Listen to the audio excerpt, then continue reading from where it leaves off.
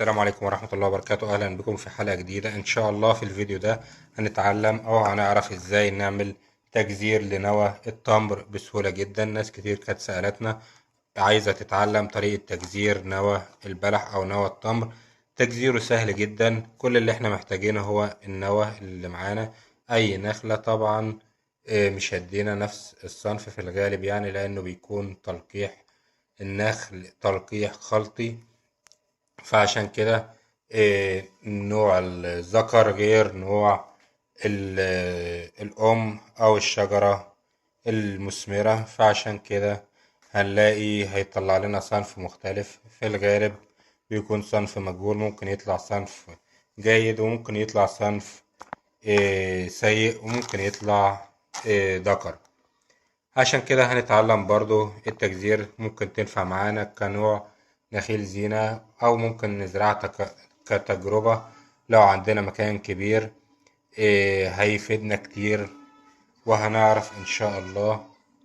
الطريقة معانا سهلة جدا، كل اللي احنا محتاجينه هو النوى طبعا وقطن.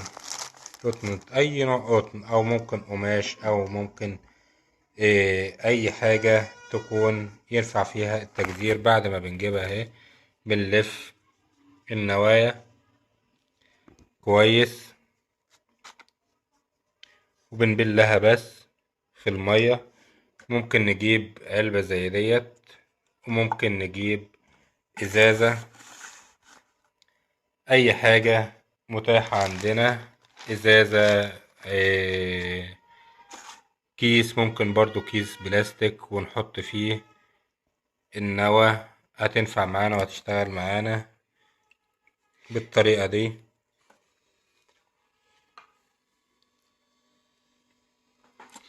بنبلها بس. شايفين؟ ممكن نحط كمية كبيرة، هنحط ونشوف معانا في الفيديو. تابعونا ان شاء الله وهوريكم النتيجة، نتيجة التجزير، تجزير نوى التمر. بعد كده بعد مرور حوالي 3 أسابيع أو 4 أسابيع تقريبا بيكون دي النتيجة. طبعا لازم نتابع ونشوف الرطوبة بتاعة القطن، لازم يكون مبلول كويس ولازم نتابعه باستمرار عشان لو القطن جاف بالتالي النوى مش هينفع معانا. شايفين ما شاء الله؟ كل ما بنسيبه فترة أكبر كل ما بيدينا نموات أعلى.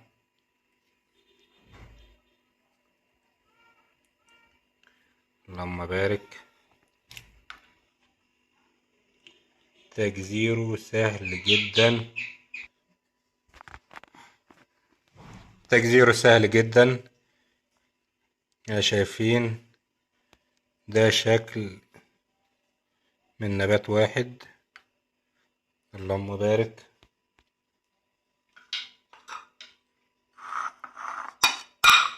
في طبعا بينفع معانا وفي ما بينفعش، فعشان كده لو هنزرع يبقى نزرع كتير. ده بتبقى في الأرض، ده الجذر اهو، ده كده الجذر وده النبات الساق اللي بيطلع فوق. بنزرع طبعا الجذر في الأسفل ومن فوق بيكون بنزرع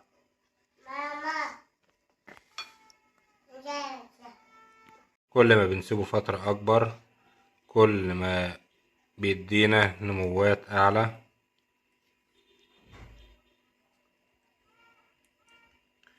اللهم بارك.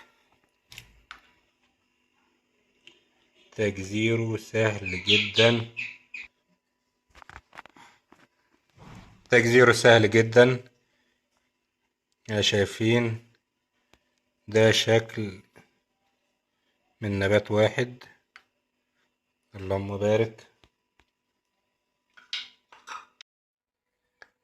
طبعا كل ما بنسيب وقت اكبر كل ما بيدينا حجم اكبر. مش شرط طبعا ان احنا اولا مش شرط ان احنا نعمل له انبات بالطريقة دي، لا، هو نبات النخيل او بذور النخيل بتطلع بسرعة جدا. هي بتتأخر بس في البداية، لكن كنشاط أو كشغل، فهي بتشتغل بسرعة، فده لتسريع النمو فقط. كمان يعني لو احنا بنزرعه كصنف تجاري لأ طبعا، أو صنف إن هو مثلا فاكرين إن احنا هناخد نفس الصنف المزروع، فده طبعا لأ، مش هيدينا نفس الصنف زي ما وضحت لكم.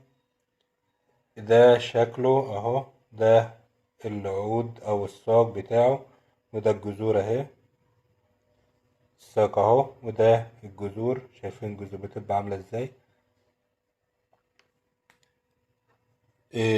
الانبات بتاعه سهل جدا، ده لسه طالع انبات ولسه في البداية.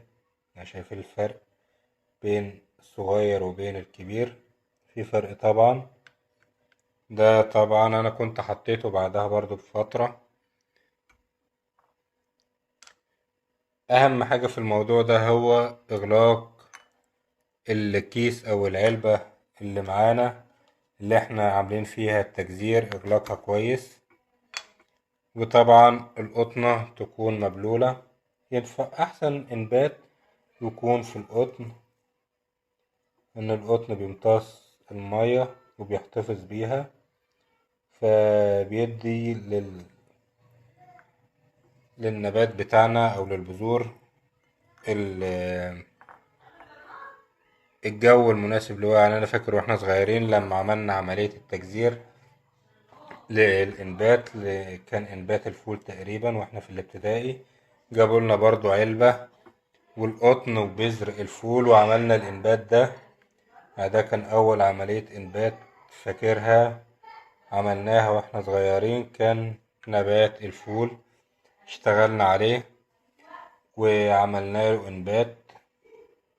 هوريكم برضو، استنى هوريكم ازاي يتزرع. جبنا معانا التربة اهي، تربة طبعا خفيفة بتمس على رمل. بعد كده بنحط فيها، لو عايزين معانا ديت الصغيرة اهي، بنحطها بالطريقة دي، نخلي البرعم لأعلى وبنغطيها فقط. أما لو الكبيرة دي طبعا هتحتاج أسيس أكبر. هنزرعها ازاي؟ هنزرعها بنخلي ده أعلى، وده الجذور اهيت، الجذور ديت جذور اهي، بنخليها الأسفل، يعني بتكون بالطريقة دي. زراعتها سهلة جدا، والنخيل يعتبر من أسهل طرق الزراعة عن طريق البذور. لو عايزين تجربوها، زراعتها سهلة ما شاء الله. نقدر نزرعها في أي وقت، يفضل طبعا زراعتها في فصل الخريف، ده يعتبر أنسب وقت لزراعتها.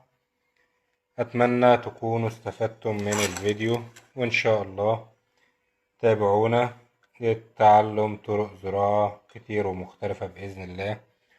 وشكرا لمتابعتنا، والسلام عليكم ورحمة الله وبركاته.